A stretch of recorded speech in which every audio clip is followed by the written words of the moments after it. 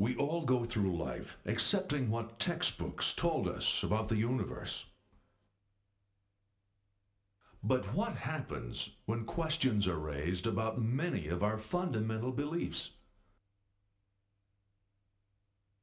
A mystery that cannot be explained. An enigma that defies reason. A surprising and unexpected answer. To encounter such a mystery firsthand may change your life forever. Face to face with the greatest riddles of the ages, the world's most profound mysteries reach out and touch your life in ways you've never imagined possible. Encounters with the Unexplained. One of the most intriguing mysteries of modern UFO research is encountered not in the sky nor in outer space, but tucked away neatly in the Nevada desert. What is it that lies beyond this boundary that the U.S. government would kill to keep secret? Is there a base hidden away in the desert waste of Nevada where the government actually flies captured UFOs? Do Russian satellite photos reveal the amazing truth our own government won't let us see? Could this man's remarkable story really be true? Did he work on alien spacecraft and help make them fly again? Could the U.S. government actually be working with alien beings in a super-secret desert complex known only as Area 51?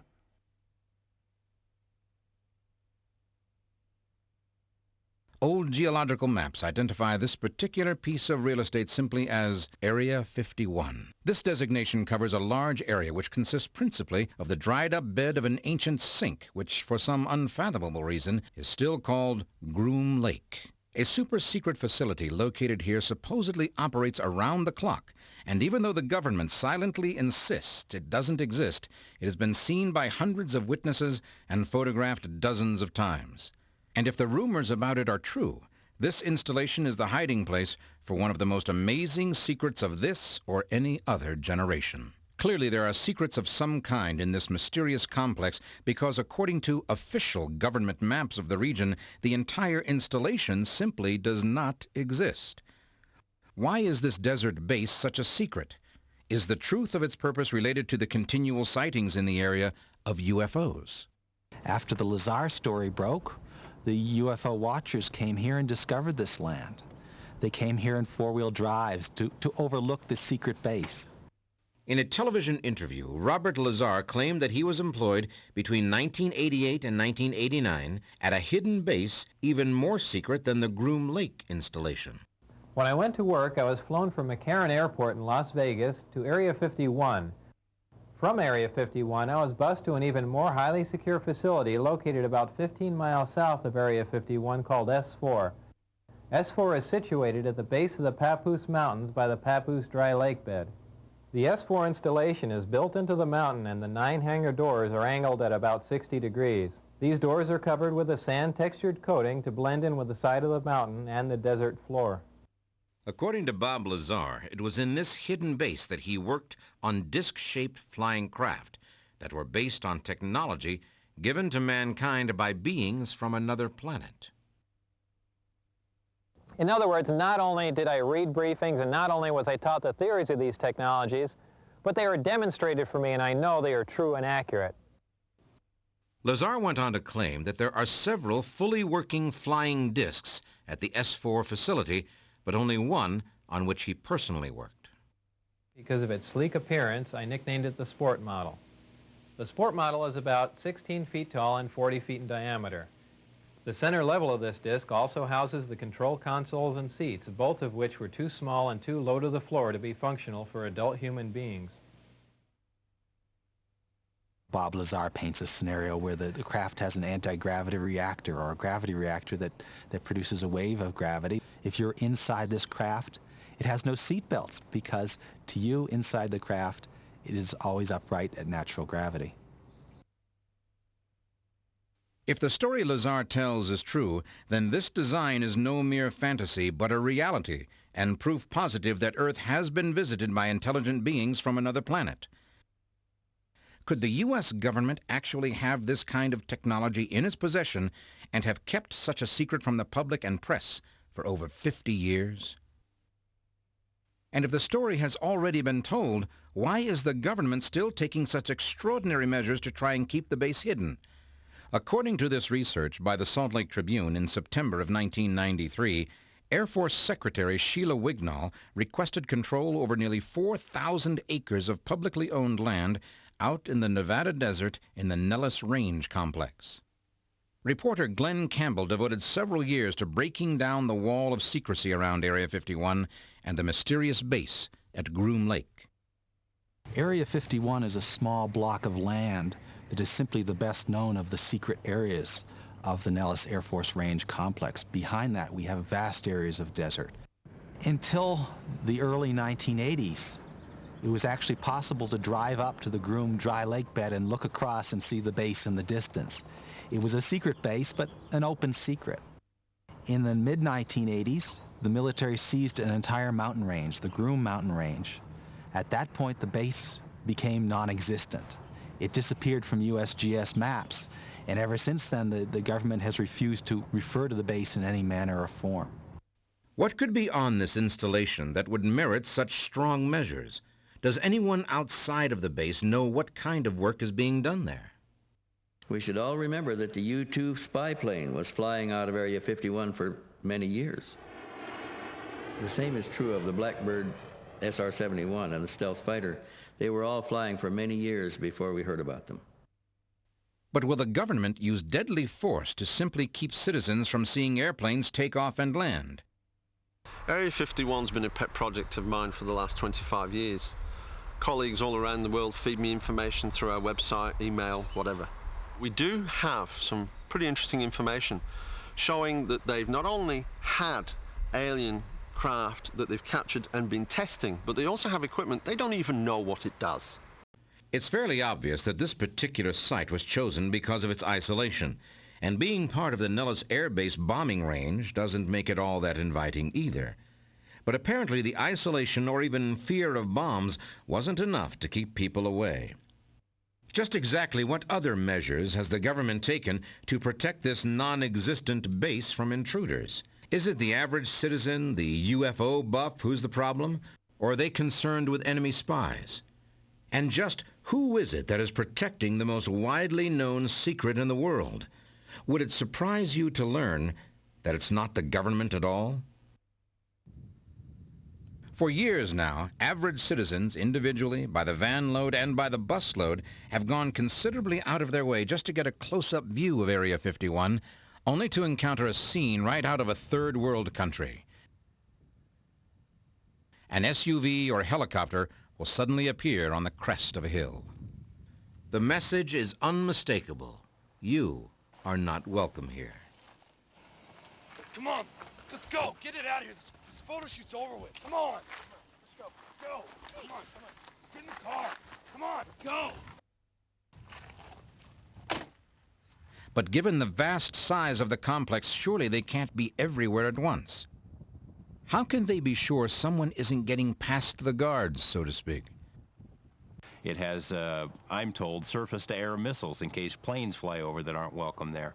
And we were pursued dangerously by this helicopter. If he doesn't respond immediately, another airplane will be scrambled to intercept him and force him out of the area, or he'll be shot down.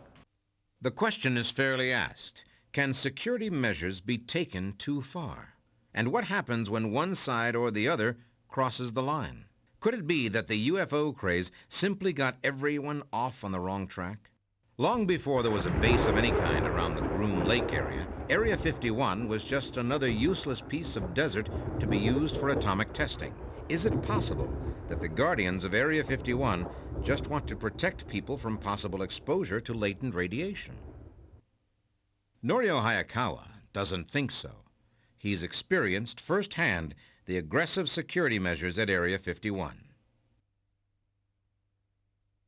In 1991, I led an investigative group from Southern California, including some journalists, to this area, and after we witnessed what I believe was some type of a test flight or possibly a maneuvering of these objects in the air, we were pursued by black military helicopter. I was leading a caravan of 7 cars on this dirt road that led to the outside perimeters of Area 51. And suddenly a black military helicopter with no insignia came over and approached our cars, came in front of our cars, almost about 10 to 15 feet above our cars. But if Norio Hayakawa and other curiosity seekers trespassed on military property, shouldn't they expect to be confronted, even arrested?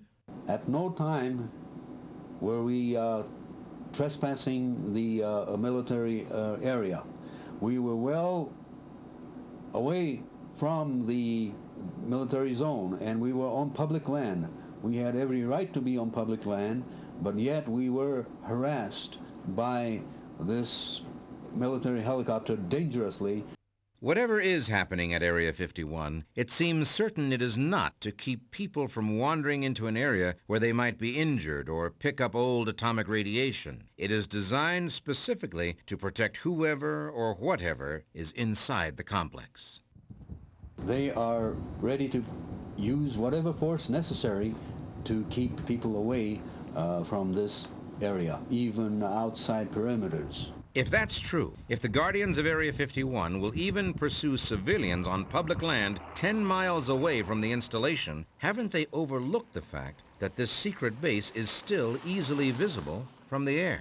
Would it not be a simple matter to fly low over the complex and see exactly what kind of work is being done there? Retired Air Force Colonel Wendell Stevens doesn't think so. The airspace over the Nellis Range is highly restricted. If a pilot happens to stray into one of these restricted areas, he's contacted by radio in the clear and asked to leave. If he continues to fly in this restricted area, he'll be ordered to leave immediately and will be given vectors to leave the area by the shortest route. If he doesn't respond immediately, another airplane will be scrambled to intercept him and force him out of the area, or he'll be shot down. Even military pilots on exercise here are forbidden to overfly this zone. If they do, it could mean the end of their career. If you as a civilian pilot were to fly into Groom Lake, certainly you can lose your pilot's license. Well, for 40 years, it has been the location of choice for testing black projects. The most secret projects in the world that our military is looking into, that's where they go. I mean, it's perfect for that. It's ringed by mountains. It's in the middle of nowhere. It's adjacent to the nuclear test site. It has, I'm told, surface-to-air missiles in case planes fly over that aren't welcome there. It has motion detectors in the ground. It has ammonia detectors that can sense the smell of ammonia in human skin. It has surveillance cameras to see who's looking down on the base. So it is an extremely secure location. Of course, these kinds of security measures are not uncommon around top-secret military installations. Could it be that the next generation of high-tech weaponry is currently being tested? Particle beams, high-powered lasers, or space weapons? Or could it be something else entirely? Is there finally some evidence that corroborates Bob Lazar's story? Is the power source that moves alien spacecraft through the cosmos actually in the government's possession? Many of us have devoted a lot of time and energy to research on what's going on at Area 51. But no question in my mind that a new type of technology is being developed. We have seen aircraft over there at Area 51 above the Groom Mountains that definitely resemble what's known as flying discs or flying saucers. In the UFO research field, a growing number of experts are making claims that secret government projects at the Groom Lake facility are somehow related to technology brought here from another planet. Whether or not this incredible claim is true, one thing seems certain. Witnesses have seen some kind of aircraft at Groom Lake that appear to be something not made by human designers. Have they actually seen UFOs at Area 51? What about photographs, videotapes? What are these strange lights in the sky? Are there reliable eyewitness reports of alien spacecraft, even alien beings, at Area 51? The saga of Area 51 neither begins nor ends with the Bob Lazar story. In point of fact, strange sightings in this area of the Nevada desert were being reported before Bob Lazar was even born. But it was the general awareness created by the interview with George Knapp on a Las Vegas TV station that seemed to focus public attention on the area.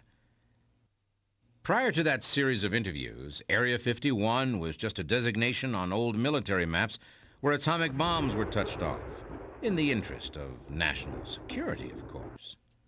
But in 1955, all of that changed. In that year, Lockheed desperately needed someplace to test their latest super-secret aircraft, the U-2 spy plane. They turned to one of their chief test pilots, a man by the name of Tony LaVere, to help them find a secluded spot within enough land to accommodate a very long runway. And with that, Area 51 became America's most secret new aircraft testing facility. But what else was going on there? The official U.S. government statement concerning Area 51 reads, "Neither the Air Force nor the Department of Defense owns or operates any location known as Area 51. Strictly speaking, that's true. And even though it was built by the CIA and is used exclusively, so far as anyone knows, for government-related projects, it is operated by a private company and guarded by the Wackenhut Private Security Force hired by that company. For over 30 years, except for a couple of ranchers, people generally ignored Rachel, Nevada, and the nearby Groom Lake facility. But there were other things going on that would give Bob Lazar's story instant credibility. A 1950 FBI memo from Agent Guy Hottle reported that he had been told by an Air Force investigator that 3 flying saucers had been recovered in the New Mexico desert. After all, the alien craft Lazar claimed he worked on had to come from someplace. So even before the complex at Area 51 was built, the seeds of one of the nation's most troublesome mysteries were already being planted. Today, hundreds of UFO watchers regularly drive out into the Nevada desert across public land and make their way up to the top of Whiteside Mountain or Freedom Ridge to try and get a glimpse of what they believe to be a captured vehicle from another world. In one of our expeditions to Area 51, one of our affiliate members succeeded in taking rather remarkable footage of what appears to be a disc-shaped object over Groom Lake itself. It didn't behave like any conventional aircraft I've ever seen, no sound whatsoever. But the remarkable thing is that in other occasions we have seen the zigzag maneuvering of this type of aircraft, sometimes almost a 75-degree turn and sudden descension and ascension. Could this really be a spacecraft from another planet that fell into human hands? A consistent story that comes up from a lot of workers is that a craft was brought here around 1953 and that actual live aliens were brought here about that same time. Well, the Russians have been taking pictures of Area 51 for many years. Stalin had an intense interest in UFOs, and one of the things he wanted to know about was Roswell. And the conclusion they came up with was that Roswell was real, that something really did crash there, that it wasn't a weather balloon, and it wasn't anything of earthly origin. They didn't know exactly where it came from, but they knew it wasn't ours and it wasn't theirs, and this was something that was of monumental importance that needed to be studied. Of course, to this point, these claims are still just hearsay and rumor without more evidence to support them. Does such proof exist? All the stories that float around this place are as much a mystery to workers as they are to us. Do we know where all these stories of captured UFOs originated? And how did these craft get to Area 51? Folks who run Area 51 won't admit that it exists. There was a federal lawsuit that was just tossed out in which they just wanted to know the name of the base, and they fought it tooth and nail and now don't have to reveal the name of it. If you work in a secret area like this, like Area 51, your work is highly compartmentalized. You come to work on jets from Las Vegas with the window shades down. Upon arrival at Groom Lake, you are bussed in buses with blacked out windows directly to your workplace. You see nothing more than the hangar or the few buildings that you happen to work in. That's the interesting dichotomy. The Russians can fly over it and take pictures. In fact, we've signed an open skies treaty that allows dozens of other nations to fly over and take all the pictures they want. But we, the people who foot the bills for the place, aren't supposed to know about it. In 1988, a Russian satellite took a remarkable photograph over Area 51. Notice the object highlighted at the end of the runway. It's positioned at the same position as if it were about to take off. Recently, several new photographs of Area 51 were released on the Internet, perhaps in recognition of the fact that in spite of repeated denials, the public demand for an explanation of the mystery of Area 51 continues to grow every day. This year we've seen two sets of images of Area 51 that were released. The first came from a Russian spy satellite that can see things as small as 6 feet across. The second came from a U.S. commercial satellite, and it can see things as small as 3 feet across. This gives us unprecedented clarity and detail of the activities at Area 51, and this is from a base that the U.S. government claims still does not exist. The detail in these new satellite photographs is indeed startling, but the images raise more questions. Mainly, what activity? Note that in none of these photographs is there any indication of active personnel. If something is going on there, where is it taking place? Until now, Bob Lazar has been the only eyewitness to come forward and describe any kind of work being done on alien technology in Area 51. However, in an exclusive interview with Encounters with the Unexplained, this man, David Adair, a respected and internationally recognized expert in space technology, agreed to speak out publicly for the first time about his own incredible experience at Area 51. I built a rocket when I was 17 years old after building many rockets to get to this one that I built, and it was about 10 feet tall and it weighed about a ton, and the engine design was somewhat unique. It was an EFMC engine, electromagnetic fusion containment engine. There was a lot of help involved. There was congressional help, there was help from the military, and once we had the thing completed, we took it to Wright-Patterson Air Force Base, and then it was flown from there to White Sands, New Mexico. And then on June 20th, 1971, we launched this missile. The rocket was extremely fast, and it left out of the area, and a man named Arthur Rudolph was there who gave me coordinates to land it at a place called Groom Lake, Nevada. The rocket soft impacts up there with parachutes, and we fly from White Sands to Groom Lake, and when we get there, there are twin 10,000-foot runways, and it's a considerable Air Force base there. Once we land, when we got to the center hangar, we stopped, and then the entire floor of the hangar dropped out from under us, and it was an elevator. And we went down about 200 feet, and when we flushed out with the floor down there, the huge underground facility has a kind of a rainbow-type cascade-looking roof, and the walls cantered down on the sides, and on each side you have big work bays and workshops and offices. So we rode past a lot of these workshops, and then we got down a good ways, and then we stopped to a work bay that was on our left, and they got out, and the man opened the doors, and the doors slid back, and we went in this room where there was lights everywhere, but there was no shadows, kind of like a painter's booth. And they had this something sitting on a huge metal table, and it was covered up, and they pushed a button and the cables raised this big cover, and to my surprise, it's another EMFC engine, but it's about the size of a Greyhound bus. My engine and that one worked similarly, but the difference is mine was like a Model T, and this thing was more like a Lamborghini. It's incredibly sophisticated. I knew that this engine, it couldn't have been made in our technology level. This thing, as big as it was, there was no wires, and there was no screws, no rivets, no bolts, no weld lines, no seams, nothing. It looked like the entire thing grew. When you touch the engine, that's where it gets even better. And wherever your skin touches it, these really pretty swirl patterns would radiate from your skin through the hull, the metal, and it would descend out maybe 5-6 feet in all directions. So it was really interesting. It was reacting to touch. I just finally had enough. I knew that this engine didn't belong to them, and it couldn't the way the thing was constructed. We had no capabilities at that time. Even today, we don't have that kind of technology.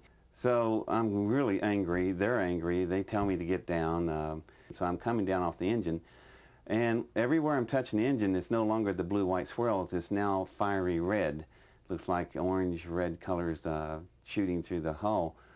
And after seeing this, as I'm coming down, I stop, and I'm so amazed by this and watching it. As I calmed down, it went back slowly to the bluish white swirls. That's when I realized that this engine it's alive.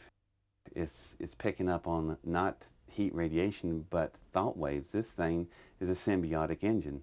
It's it's capable of linking with the occupants of a craft. They've had aircraft, you know, that like saucer-shaped craft that crash into the ground because they don't understand what makes them tick. They're actually using some humans in a telepathic form through, like, the remote viewing project that they had, which actually connected with Area 51, so that they could try and figure out how these craft were controlled, because it was all done with thought. If this sounds too far-fetched, let me bring you to current events. In Princeton University right now, there's a professor there at Pierre Labs named Dr. Robert John, who's working with the military on the X-29 fighter.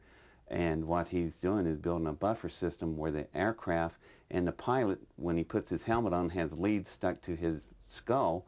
And as he thinks, the plane reacts. And that is a symbiotic relationship between the pilot and the aircraft. When I finally got down off the engine and I got on the floor and I turned around and looked back at it, I realized that this engine was extraterrestrial in origin. It was outside of our technology of building something like that. And I realized I was standing on top of a huge piece of evidence everybody's looking for. And that made me more angry because I realized that they were holding back on all this stuff. And no one has the right to do that. The encounter ended with David being summarily and rudely locked up until General Curtis LeMay, then the commander of the Strategic Air Command, came to personally escort him home.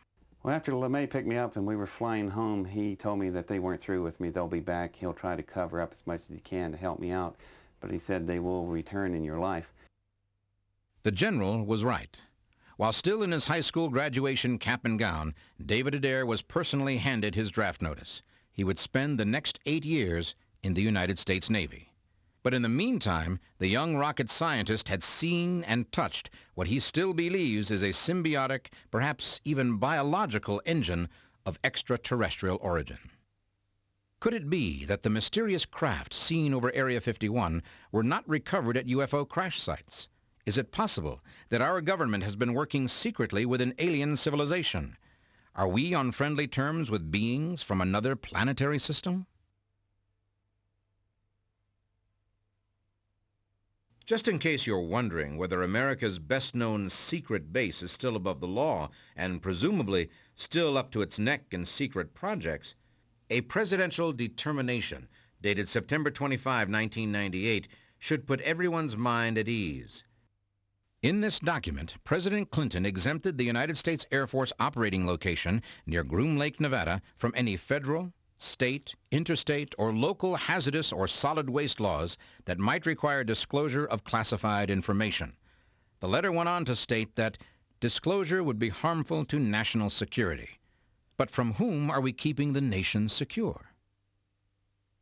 No one argues the fact that if it's true, Robert Lazar's story that he worked on a full-scale version of this alien craft is probably the most important news story of the last 100 years. And if David Adair's story is true, an even larger and presumably more powerful engine of unknown origin has also been in government possession for at least 30 years. But what about the story behind this supposedly alien technology? How did it come to be in human hands? According to Lazar, during his stay at Area 51, he was given information which, if true, would constitute undeniable proof of intelligent life on other planets. In Lazar's video interview, he claims that while at the super-secret S4 facility, he was shown official briefing documents stating that the beings who gave us the secrets of the flying saucer came from the Zeta Reticuli system, a star system that is 35 light-years from Earth.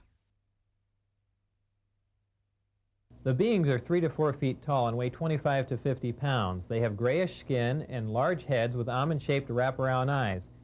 These beings said that they had been visiting Earth for a long time and presented photographic evidence which they contended was over 10,000 years old. There was an exchange of hardware and information in Central Nevada until 1979, at which time there was a conflict which brought the program to an abrupt halt. Few made the connection at the time, but Lazar's identification of the Zeta Reticuli system appears to corroborate an amazing story told 20 years earlier by Betty Hill, one of the first UFO abductees. And while Betty was aboard the ship, she was conscious enough to look around and ask questions. And she saw what appeared to be a star map on the wall on the inside of this ship. And she asked who apparently was the leader of the group what it represented.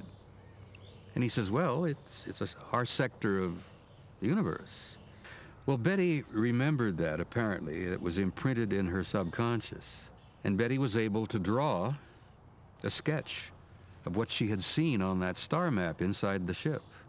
No one really knew just what it meant, except that a brilliant young woman, an astronomer by the name of Marjorie Fish, looked at it and said, I think I can make some sense out of that.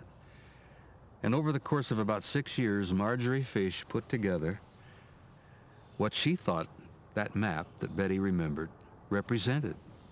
But on that map were a couple of star systems that were not discovered until the late 60s. Once we made those additional discoveries, the Fish map became very valid. And the place that the captain of the ship told Betty that they were from was a star system that we call Zeta Reticuli. Could Betty Hill have made all of this up? Did Bob Lazar just pull that name out of a hat? Or are we finally seeing some corroborating evidence of alien visitations, even abductions, tied to Area 51? That Betty and Barney didn't make it up. Because over the years since, that's a tiny part of a vast amount of evidence that these are real events. But what of this notion that our government and the aliens have cut some sort of deal? Is such a thing even remotely possible? It is possible that our governments could cut a deal with an alien world in exchange for the technology that we have gained so rapidly and so quickly. We've given them something else, maybe the ability to come and go from this planet and use it like a gas station to go to other planets. Perhaps they're after resources, the water or the minerals in our planet, or possibly even use us as resources. The theories and possibilities boggle the mind. Government collusion with alien forces, abductions, engines of enormous power, all hidden by the desert sands of Area 51. Is this the secret the government is so anxious to protect at Groom Lake? Is it even remotely possible that Area 51 is being used as a sort of spaceport for alien craft in exchange for technology? Area 51 could easily be used as a spaceport. Any facility such as that is that's concealed and has boundaries set off and keeps the public away, and also in a remote area like in a desert, you could easily come and go without much problems, especially if your craft are impervious to radar where you can't see it, and possibly even the naked eye couldn't even see it. Lazar says he witnessed the operation of the ship's power source and that it made use of the enormous energy made possible by antimatter. And according to Lazar, one matter, antimatter weapon could easily destroy all of the Earth's civilizations. Lazar also claims that using this energy as a power source makes this craft impossible to detect. The disk can't be seen from any vantage point, and for all practical purposes is invisible. All you could see would be the sky surrounding it. These are fantastic claims, and Bob Lazar has been accused of fabricating much, if not all of it. Is there any reason to believe what he says? The thing I notice about Bob Lazar when he talks, he's one of the best articulate people in the world of physics. I saw people working down there, so there had to be people working on these projects, and maybe they should take a closer look at what he's saying and really analyze it. Assuming for the moment that all of this is true, what purpose could the government have in mind for all of this technology? Norio Hayakawa doesn't believe these new advances will be used for the betterment of all humankind. You can rest assured that this technology, one way or the other, is going to be used for some type of military activity. Well, this could be used for a large-scale, unprecedented type of war we have ever seen.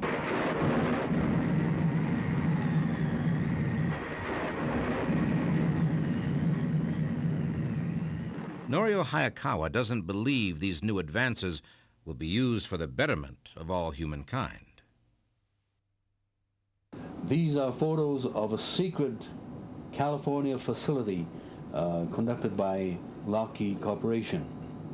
There are several secret air bases in Southern California where they are testing the parts to build some of these this craft objects. And the strange thing about these facilities is that you don't see any aircraft on the runway, no aircraft whatsoever. When this facility was under construction, people near the area have seen rows and rows of cement trucks almost 24 hours a day, continuously, in one cases for several weeks at a time, indicating that a large underground complex was being constructed. I was fortunate enough to interview people who constructed the underground facility at Area 51. There's research laboratories and things like that under the desert floor, and then the surface was restored to look like it did before. According to Hayakawa, the security around this facility is as strict as that surrounding Area 51, and the sheer size of each is truly staggering. Even if some secret project of gigantic proportions really is going on underground in California and Nevada, does that mean the technology is being developed for hostile purposes?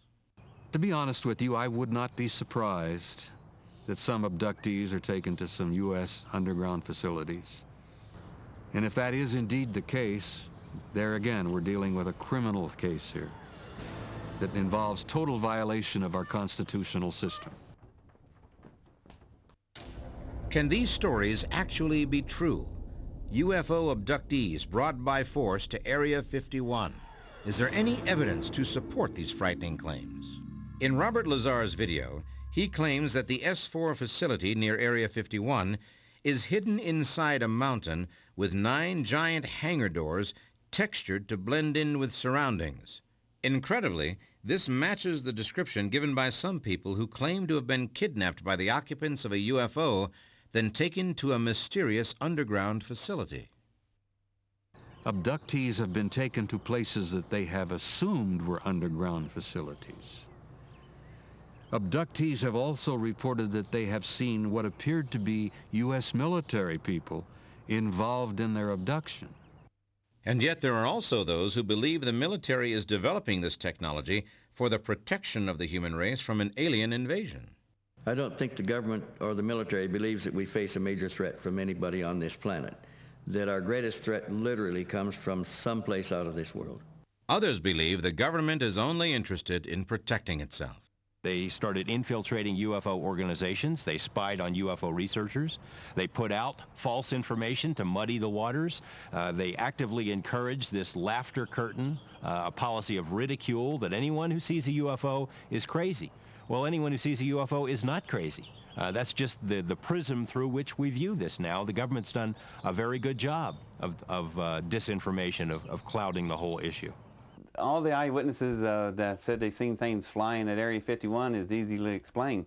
They're seeing things that are flying there. Research is going on, and they're flying everything from reverse engineering aircraft to possible extraterrestrial craft coming and going. So these people are not nuts. They are seeing things fly around out there. It's an underground military presence that is vast. Friends of mine who've been in it have said that it's literally a 40-story building, buried underground. If UFOs are real, the government has perhaps a legitimate interest in avoiding panic and making sure that society does not overreact to this situation. Purportedly, UFOs have been known to the government since the 40s and 50s. During that time, there was a lot of hysteria about communism, about world affairs. If you were to introduce UFOs at that time, perhaps there would be mass hysteria. Perhaps there would be a shaking of the foundations of our society. They try and cover up stories. They treat the public like it's just not even important. They've got devices sitting in crates that humanity could benefit from. But what do? They sit there and try and figure out how to make a weapon out of it. It's not the right way to go about it. If they want it to evolve, they've got to start sharing some of the information so that everybody can start working on how to advance it and use it. Bob Lazar is unshakable in his story. In a recent interview, he was quoted as saying, "I am exactly sure of what I saw. I know what mainstream science is like. I know where physics stands. I know all of that, and this is an extraterrestrial craft. This technology is hundreds and hundreds of years in advance of us, and that's the end of the story." But those of us who didn't see it firsthand still have to ask, is there any indisputable evidence that alien technology is being tested and used at Area 51? Could it be that locked deep beneath the desert floor, behind the tightest ring of security in our history, there is proof positive of life on other worlds? If that proof is there, it brings up another, even more profound question. Will the world be better off if that startling disclosure is made and the unexplained becomes the unimaginable?